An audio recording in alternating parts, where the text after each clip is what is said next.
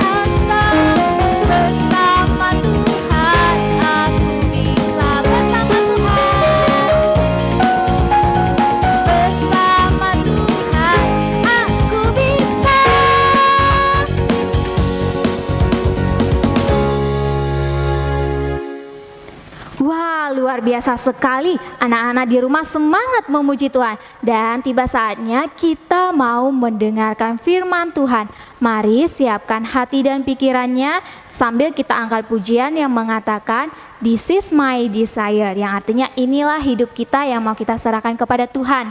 Biar Tuhan yang menuntun kita, oke?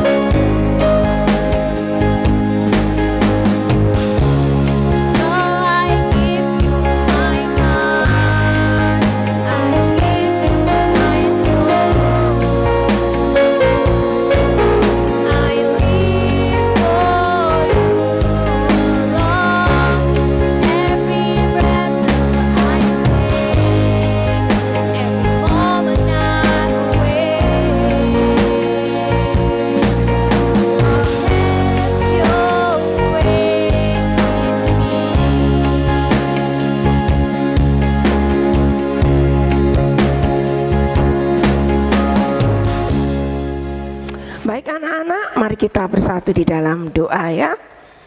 Tuhan Yesus, terima kasih untuk pagi hari ini. Kami akan mendengarkan firman-Mu. Tuhan Yesus, tolong kami. Dalam nama Tuhan Yesus kami berdoa. Amin.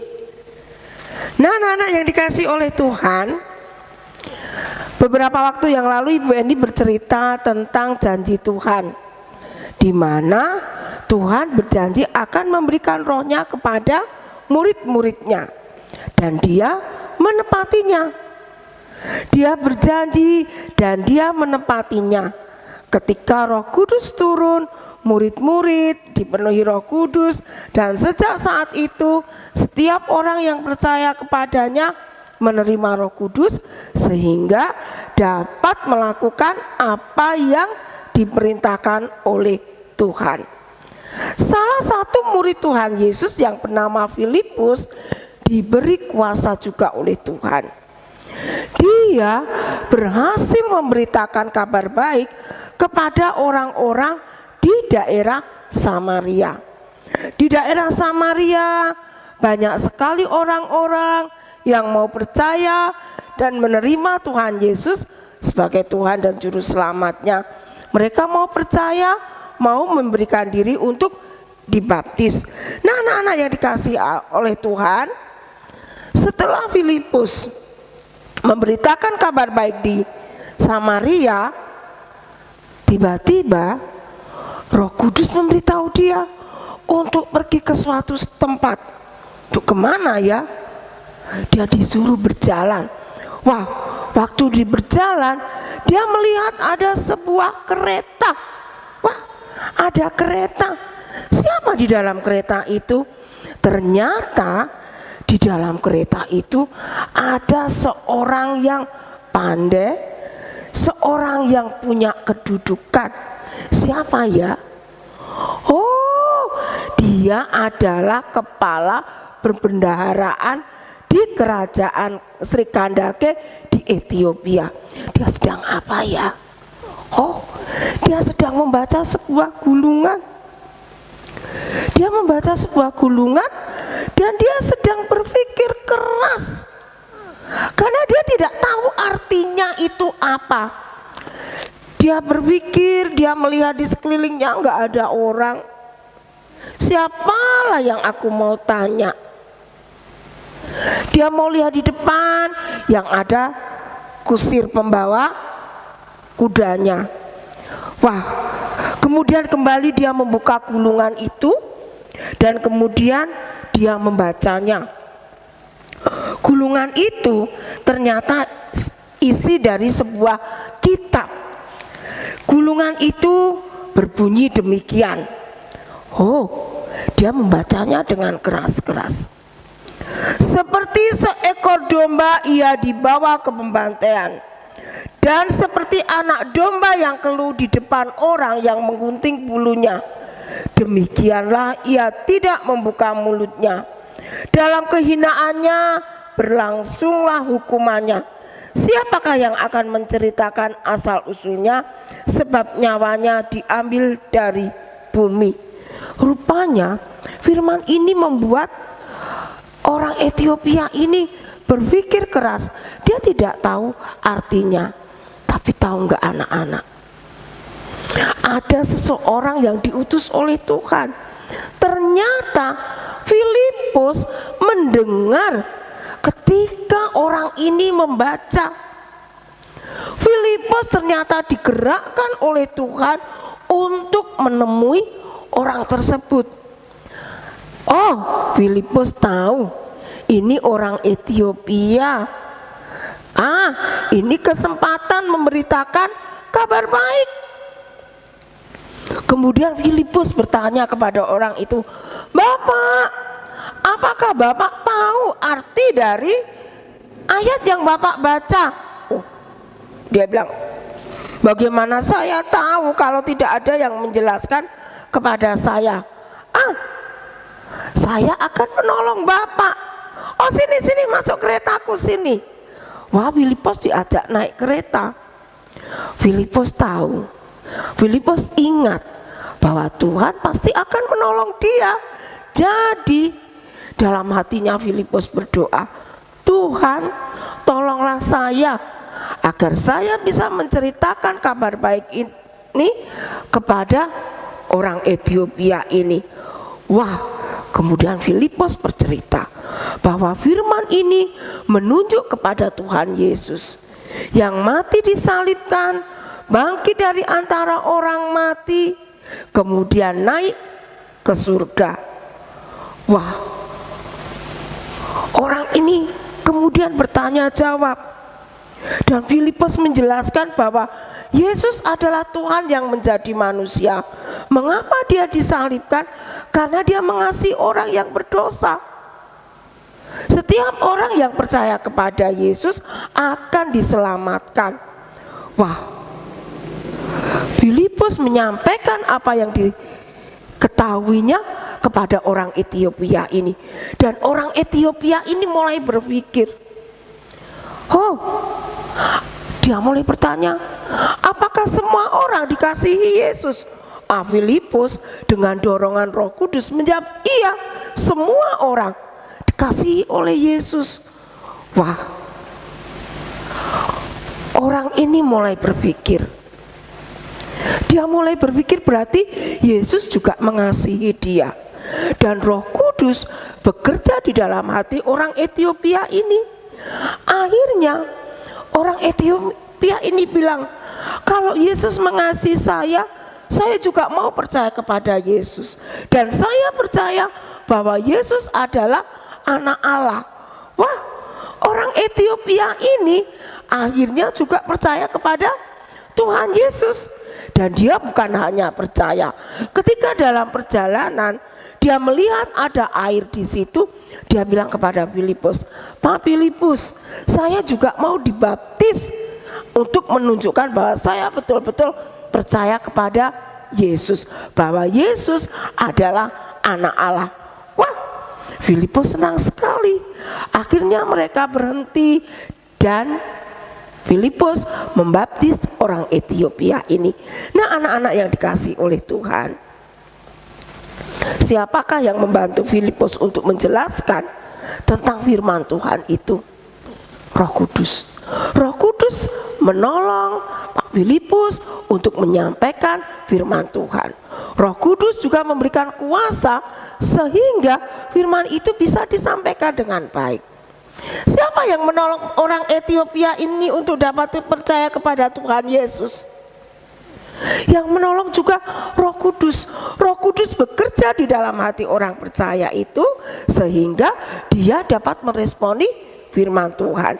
Jadi anak-anak, kalau kita bisa melakukan perintah Tuhan, bisa mengerti firman Tuhan, itu bukan karena kekuatan kita, tetapi karena pertolongan dari Tuhan. Ketika kita percaya kepada Tuhan Yesus, Roh Kudus ada di dalam hati kita. Dan Roh Kudus yang menolong kita untuk mengerti firman Tuhan, untuk mampu melakukan apa yang diperintahkan oleh Tuhan.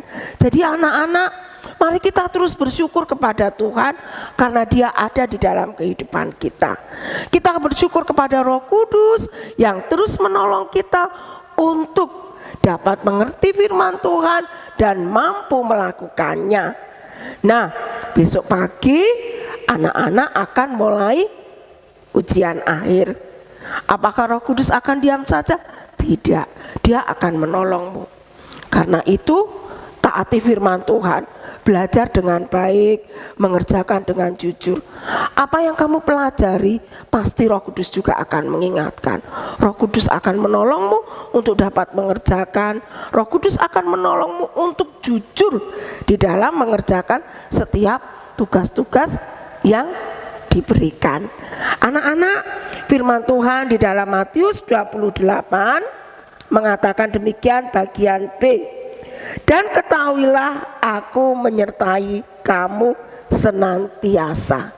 Ingatlah janji Tuhan.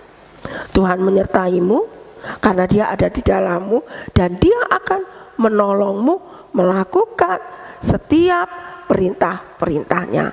Ayo kita terus belajar firman Tuhan, terus belajar melakukan apa yang Tuhan perintahkan. Mari kita berdoa. Tuhan Yesus, Ampunilah kami, karena kami sering sombong. Kami merasa kalau kami bisa melakukan segala sesuatu itu karena kepandaian kami. Padahal sebenarnya karena Roh Kudus yang menolong kami. Ketika kami mampu mengerti firman Tuhan, itu juga karena Roh Kudus yang menolong kami. Ketika kami mampu melakukan perintah Tuhan, itu juga karena Roh Kudus yang menolong kami. Karena itu Tuhan, tolonglah kami untuk terus belajar bersandar kepada Tuhan dan mau melakukan perintah Tuhan. Saat ini Tuhan Yesus, kami berdoa untuk anak-anak Sekolah Kristen Kalam Kudus Selat Panjang, anak-anak sekolah minggu yang esok hari akan mengikuti ujian akhir tahun. Tuhan menolong mereka untuk jujur, Tuhan menolong mereka untuk bersandar kepada Tuhan. Kami percaya Tuhan akan memimpin mereka, memberkati kerja keras mereka di dalam belajar. Terima kasih Tuhan Yesus, dalam nama Tuhan Yesus kami berdoa. Amin. Oke anak-anak yang dikasihi oleh Tuhan, selamat berhari Minggu. Jangan lupa dengan protokol kesehatan kita terus menjaga diri kita. Tuhan Yesus memberkati.